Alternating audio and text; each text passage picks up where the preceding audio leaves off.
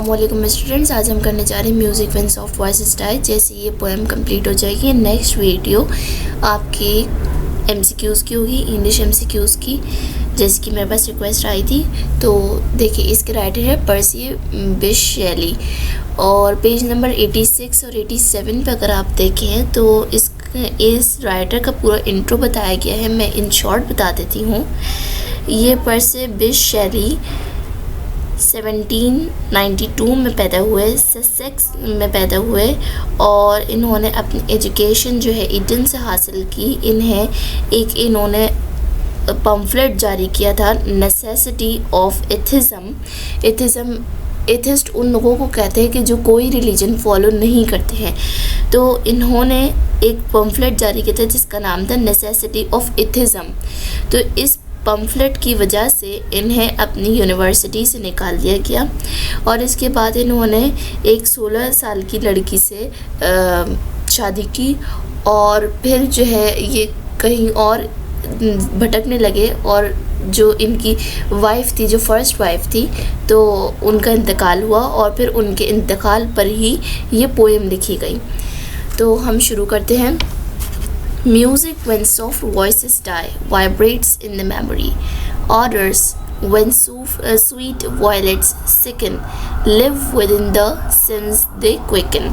यहाँ पर कुछ डिफ़िकल्ट नहीं है, बस ऑर्डर है तो ऑर्डर का मतलब स्मेल, खुशबू, और इसके अलावा सेकंड का मतलब होता है मुरझा जाना। यहाँ पे जो वायलेट्स यूज़ हुआ है इसका मतलब है कि फूलों की बात हो रही है। तो कह रहे हैं कि music when soft voices die, यहाँ पे म्यूज़िक कहा गया। वैसे मतलब क्या है कि जैसे उनकी जो वाइफ थी उनकी काफ़ी यानी एक अच्छी आवाज़ थी, वो इस दुनिया से जा चुकी हैं। यानी वॉइसेस डाई यानी जब कुछ ऐसे लोग कि जिनकी आवाज़ बहुत अच्छी है और वो दुनिया से चले गए हैं, लेकिन अभी भी उनकी जो आवाज़ है वो हमारी याददाश्त में है, यानी राइटर की, पोएट की याददाश्त में है। Orders when sweet violets is second, वो खुशबू रहती है जबकि यानी कि कुछ फूल हैं जो कि मुरझा जाते हैं लेकिन उनकी खुशबू रह जाती है।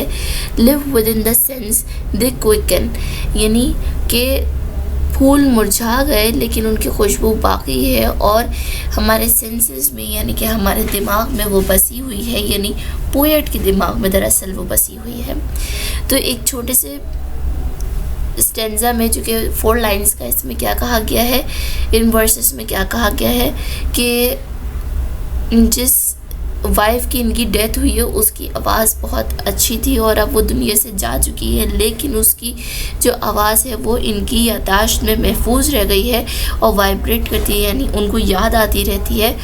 और जिस तरीके से कि जब फूल मुरझा जाते हैं तो उनकी खुशबू बाकी रहती है और हमारे दिमाग में वो महफूज रहती है, बिल्कुल इसी तरीके से उस वाइफ की आवाज़ याद रह गई है।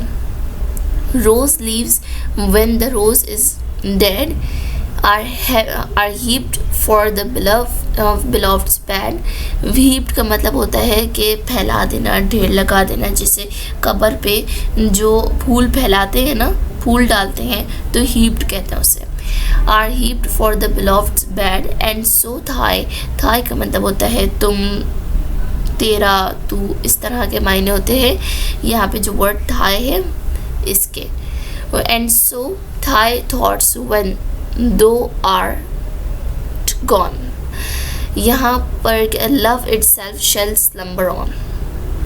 यहाँ पर क्या कह रहे हैं कि पहले तो ये एक डिफ़िकल्ट वर्ड आया, ये बता दिया। स्लम्बर का मतलब होता है डॉर्मेंट, यानी सो जाना थोड़ी देर के लिए।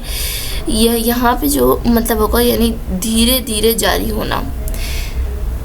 तो यहाँ पर क्या कह रहे हैं कि जैसे कि रोज़ लीव्स जब वो मुरझा जाते हैं, जब यानी उनका एंड पॉइंट आ जाता है, जब उनकी डेथ हो जाती है, तो अपने प्यारों की कब्र पे चढ़ा दिए जाते हैं वो फूल या डाल दिए जाते हैं। और मोहब्बत भी ऐसी ही है कि अब उनकी वाइफ जा चुकी है, इस दुनिया से चली गई हैं, लेकिन फिर भी वो जो मोहब्बत है वो ज़िंदा है और धीरे धीरे जारी रहती है।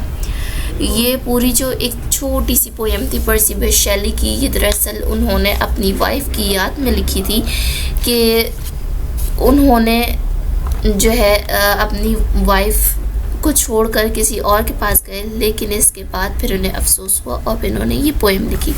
आप जब पेज नंबर 87 पे पढ़ेंगे इनका इंट्रो तो आपको क्लियर हो जाएगा। इन्होंने कई सारी जो किताबें लिखी हैं, मैंने आपको एक पम्फलेट बताया है, इसके अलावा इनकी कई किताबें भी हैं।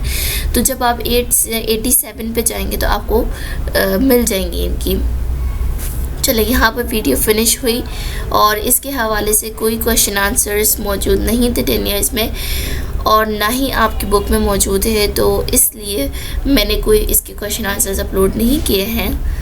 अल्लाह हाफिज़।